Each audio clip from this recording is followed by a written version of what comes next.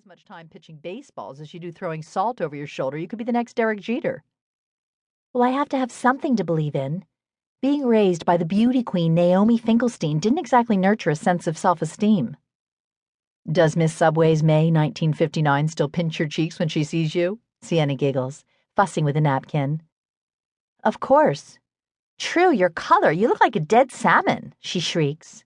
And remember the story about the day I was born? How could I forget? Sienna laughs.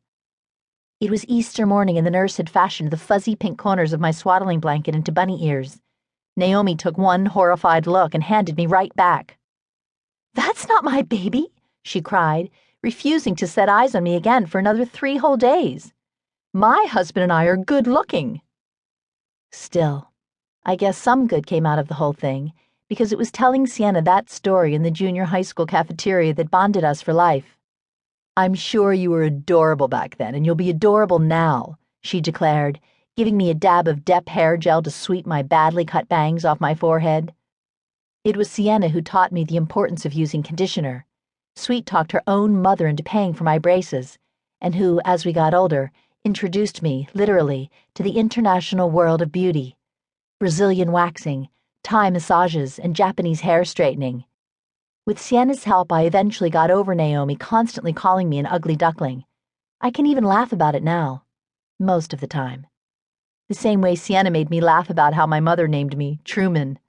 Not because she loved breakfast at Tiffany's, but because Truman Capote hosted the world's most exclusive party, the famous black and white ball. That was some shindig. Everyone who was anyone in the world was there, Naomi would say dreamily. As if she hadn't been so inconveniently detained in Queens making dinner for my father, she would have been sipping mimosas at the Plaza Hotel with Frank Sinatra, or at least George Hamilton. Watching Naomi had been an up-close cautionary lesson in the folly of chasing rainbows, of being resentful about what you don't have and not appreciating what you do.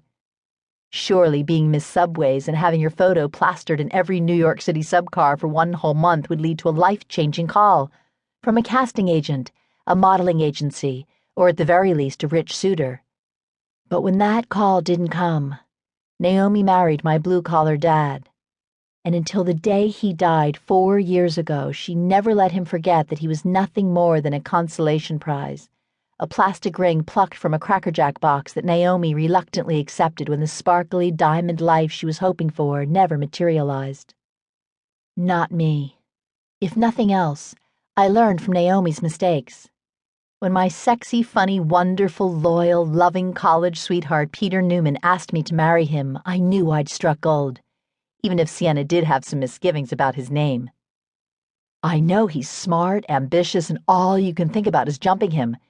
But do you realize that if you two get married, you'll be Truman Newman? Sienna had teased. Think you can live with that? 2 months later, I had the answer. Peter and I were walking through Washington Square Park back to our dorms at NYU to cram for senior finals when he bent down on one knee to propose. Yes! I squealed, nearly knocking over my husband-to-be as I tumbled onto the sun-scorched grass to give him a big, long kiss. I let out a sigh. Earth to true, Sienna says, waving a hand in front of my face. Where did you go? Sorry, I was thinking about how I became Truman Newman. I smile, fingering the tiny diamond chip ring that Peter had saved up for months to buy, and that now, even though we could afford something more extravagant, I'd never replace. Then I nervously turn my attention back to the party and see that a million things still need to be fixed. I grab a napkin off one of the tables and start vigorously rubbing the crevices of an ancient sculpture. Hey, lady, get your hand out of Cleopatra's butt, a security guard bellows from across the room. Sienna snatches the makeshift cleaning rag out of my hand and brandishes it like a white flag. Stop worrying, will you? She says. I can't. There are too many things that can go wrong. Will people notice that the linen is folded to look like pyramids? Will they like the music, the lighting, the food? Oh, Lord, you should have heard the fights the benefit committee members had over the food. I had to deal with locavores who won't eat anything grown out of their zip code. Then there was the raw foodist who insisted that nothing we served be heated above 160 degrees. Sienna walks over to the bar and asks for a gin and tonic.